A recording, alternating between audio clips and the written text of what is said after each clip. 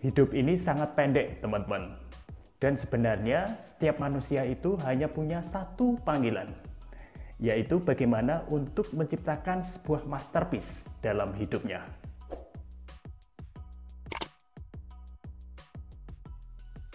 Banyak orang berpikir bagaimana agar bisa sukses, bisa kaya, dan bisa terkenal. Sehingga mereka menganggap kata sukses, kata kaya, dan kata terkenal sebagai suatu objek. Objek di sini artinya mereka menganggap kesuksesan sebagai sesuatu yang mati. Baik, sebenarnya anggapan tersebut kuranglah tepat, teman-teman.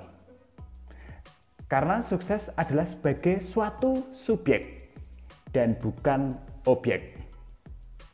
Ya, karena kita menyebut kesuksesan sebagai suatu subjek, maka sukses bukanlah sesuatu yang mati. Tapi sukses adalah sebagai sesuatu yang hidup. Dan karena sukses adalah sebagai sesuatu yang hidup, maka kesuksesan itu sendiri yang akan mendatangi kita. Tapi tunggu dulu, ada syaratnya. Supaya kita didatangi oleh kesuksesan, kita harus mempunyai impact atau pengaruh yang besar bagi banyak orang. Kita harus mempunyai manfaat bagi orang lain. Sehingga kesuksesan yang kita sebut sebagai suatu subjek mendatangi kita dengan sendirinya. Untuk mampu menciptakan sebuah masterpiece, kita harus menjadi orang yang fokus pada satu bidang saja. Baik, saya sudah mengatakan berulang-ulang untuk tidak bosanan, untuk tidak pindah-pindah dari satu bidang ke bidang lainnya. Jadilah kalian yang terbaik. Jadilah kalian yang nomor satu. Karena jika kalian sudah menjadi yang terbaik, otomatis kesuksesan akan mendatangi kalian. Ya, kalian pasti pernah mendengar nama Martin Luther King, Mother Teresa, Steve Jobs, Jack Ma, dan Cristiano Ronaldo. Mereka adalah orang-orang yang fokus mengerjakan satu bidang saja. Ya, apabila kita mengerjakan satu hal yang sama dalam satu tahun, maka akan terbiasa. Apabila kita mengerjakan satu hal yang sama dalam 2 tahun, maka kita akan menjadi ahli. Apabila kita mengerjakan satu hal yang sama dalam 3 tahun, maka kita akan menjadi pakar. Dan apabila kita mengerjakan satu hal yang sama lebih dari 4 tahun, maka kita akan menjadi master. Baik, jadilah nomor 1 di Indonesia jika kita tidak mampu menjadi nomor 1 di dunia. Jadilah nomor 1 di Jakarta jika kita tidak mampu menjadi nomor 1 di Indonesia. Jadilah nomor 1 di Depok jika kita tidak mampu menjadi nomor 1 di Jakarta. Jadilah nomor 2 di Depok jika kita tidak mampu menjadi nomor 1 di Depok.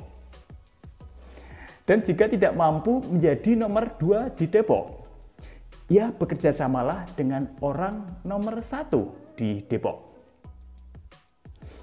Jika tidak mampu bekerja sama dengan orang nomor 1 di Depok, ya bekerjasamalah dengan orang nomor 2 di Depok.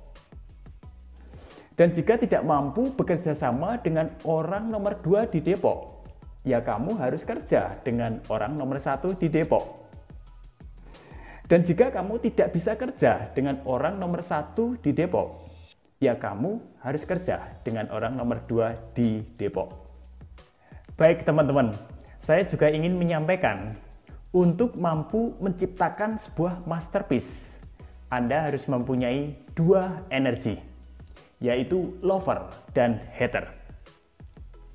Kenapa saya mensyaratkan kalian harus mempunyai lover dan hater agar kalian bisa menciptakan sebuah masterpiece?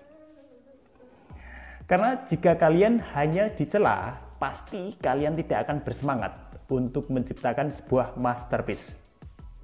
Sebaliknya, jika kalian hanya dipuji, pasti kalian akan besar kepala. Dan jika kalian sudah besar kepala, kalian juga akan tidak mampu menciptakan sebuah masterpiece. Jadi intinya dua energi tersebut adalah kalian harus dipuji dan dicela. Menciptakan sebuah produk itu sangat mudah, teman-teman. Tapi menciptakan sebuah masterpiece itu luar biasa sulit. Ya, nanti Anda akan dihadapkan pada sebuah kondisi Anda benar-benar ingin menyerah. Anda akan dihadapkan pada dua pilihan, lanjut atau menyerah saja. Ya, tapi faktanya kebanyakan orang justru berhenti di saat mereka hampir meraih kesuksesan. Ya, jadi poin pentingnya bagaimana agar kita terus maju di saat kita benar-benar ingin menyerah. Syaratnya adalah kita harus tahu di mana kita berada di perbatasan. Setiap manusia punya perbatasan dalam hidup mereka. Tapi sebenarnya apa sih tanda seseorang sedang dalam perbatasan? Baik, saya akan berikan satu contoh sederhana. Misal kalian pasang alarm di handphone kalian, agar kalian bisa bangun pagi sesuai waktu yang Anda inginkan. Misal kalian pasang alarm jam 4 pagi. Dan begitu alarm berbunyi jam 4 pagi, kalian mempunyai dua pilihan. 5 menit lagi baru bangun, atau langsung bangun pagi. Ya, jadi di saat alarm berbunyi jam 4 pagi, disitulah Anda sedang berada dalam perbatasan. Yaitu 5 menit lagi baru bangun, atau langsung bangun pagi. Jadi ketika kalian berpikir berhenti atau tidak ya? Ketika kalian berpikir berhenti atau lanjut ya? Ketika ada dua pilihan antara malaikat dan iblis, itu sebenarnya adalah sebuah tanda kalian sedang berada dalam perbatasan. Bisa dipahami ya?